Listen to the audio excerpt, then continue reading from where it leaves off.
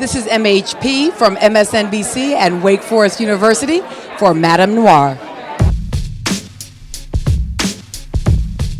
Literally, if you go back to the very first show I ever did, 4 years, literally just 4 years ago this weekend now, I asked Beyoncé to come on the show. Beyoncé, please come on my show.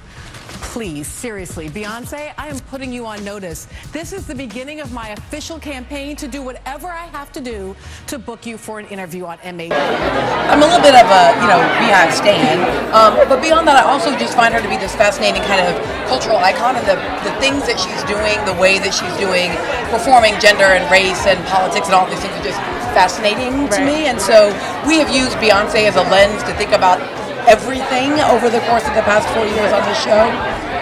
And so for us, literally, my producers and I were sitting in there putting together Sunday's show, and my husband dropped the link to us and was like, ma'am, you're going to need to look at this.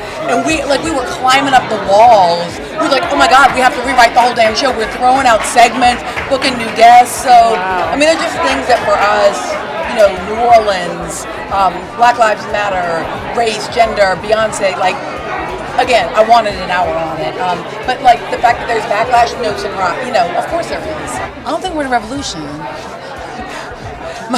My general rule around a revolution is, do you have a tank? If you do not have a tank, I am presuming that we are just making change. We are not in a revolution. But I'm a little old, so I might be wrong. I love what social media is doing. I love what consciousness raising is doing around how social media allows us to take cultural products and then use them to talk about politics, race, feminism, all of those questions.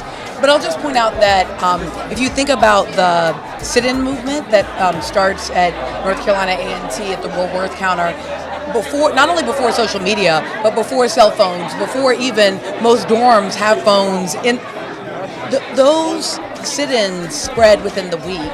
They're in almost every HBCU across the South within the week. So we've always had kind of these networks of activism, and so I just see this as a technological advancement on those rather than kind of a whole new thing, if that makes sense.